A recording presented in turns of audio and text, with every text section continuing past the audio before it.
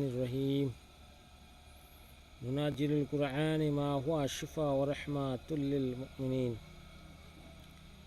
সকল প্রশংসা সেই রব্বুল আলামিনের, যে রব্বুল আলামিন আমাকে এবং আপনাকে এবং সকল মাখলুকাতকে সৃষ্টি করেছে সেই রব্বুল আলামিনের প্রতি শুকর আদায় করি। সকলেই বলে আলহামদুলিল্লাহ।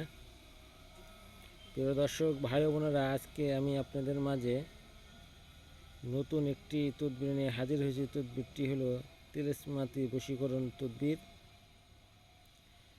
বশীকরণ তদবির প্রায় অনেক দেওয়া রয়েছে, কিন্তু এই তদবিরের মতো কোনো তদবির দেওয়া হয় না। কিন্তু এই তদবিরের মতো শক্তিশালী কোনো তদবির নাই। এই তদবির দ্বারা আপনি যে কোনো সময় মানুষকে বশীভূত করতে পারবেন। কীভাবে বশীভূত করবেন? এই তদবিরটি যাকে বশীভূত করতে চান তার ব্যবহৃত কাপড় এনে কাপড়ের উপরে এই তদবিরটি 21 দিন লিখতে হবে। 21 দিন লিখে 21টা নস্কা আপনাকে পোড়াতে হবে।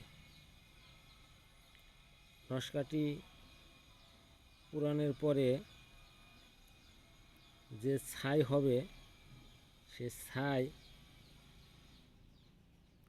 দিয়ে আবার একটি আপনাকে নস্কা লিখতে হবে। নস্কা লিখে মাদুলিতে ভরে আপনি সেই কাঙ্ক্ষিত ব্যক্তির সামনে দেখা করবেন। দেখা করার ফলে সে আপনাকে দেখে অস্থির হয়ে যাবে, সে আপনার প্রেমে আবদ্ধ হয়ে যাবে, সে আপনাকে ভালোবাসবে।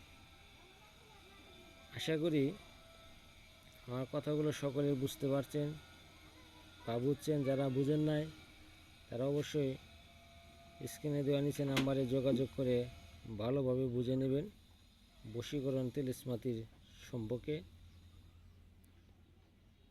এই তদবিরটি যেভাবে বললাম ঠিক সেভাবে লেখার চেষ্টা করবেন। আর যারা চ্যানেলটি সাবস্ক্রাইব করে না, সাবস্ক্রাইব করে দিবেন, যাতে আপনারা আরও নতুন তদবির পেতে পারেন, ভালো তন্ত্রমন্ত্র শিখতে পারেন এবং নিজে কাজ করতে পারেন। এই কাজগুলোকে শেখার জন্য মানুষকে অনেক দূরে অনেক জায়গায় যেতে হয়। তাই আজকে আমি আপনাদের মাঝে ইউটিউবে এই তদবিরটা দিয়ে দিলাম, যাতে আপনারা সহজ প্রক্রিয়াভাবে এই তদবিরটা শিখতে পারেন। যেভাবে অক্ষরগুলো লেখা রয়েছে ঠিক সেভাবে আপনাকে লিখতে হবে। ফালান বিনতে ফালান, ওই জায়গায় আপনাকে নাম লিখতে হবে। আমি সেটা আপনাদেরকে দেখাই দিচ্ছি কোন জায়গায় নাম লিখবেন। এই যে এইখানে যে ফালান বিনতে ফালান, এইখানে আপনি যাকে বশীভূত করবেন তার নাম লিখবেন এবং নিজের নাম লিখবেন। এইভাবে কিন্তু আপনাকে 21টা নস্কা পুড়িয়ে ছাই বানিয়ে সেই ছাই দিয়ে আবার পুরো এই নস্কাটা আপনাকে লিখতে হবে।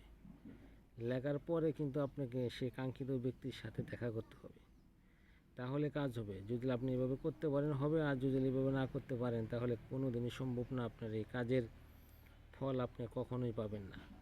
তার ব্যবহৃত কাপড় লাগবে, সেটা যে ব্যবহার করেছে বা কাপড়টা সে ব্যবহার করার পরে দিয়ে দিছে ওইরকম কোনো কাপড় হইলে কিন্তু হবে না। যেটা ব্যবহার করছে তার শরীরের ঘাম তাই কাপড়ের সাথে লেগে আছে, সেই রকম কাপড় সংগ্রহ করে খুব সতর্কতার সাথে এনে তারপরে কাজ করতে হবে, তাহলে কাজ হবে। আশা করি সকলে ভালো আছেন এবং ভালো থাকবেন এবং আমার জন্য দোয়া করুন। আমি আপনাদের জন্য দোয়া করি। আসসালামু আলাইকুম।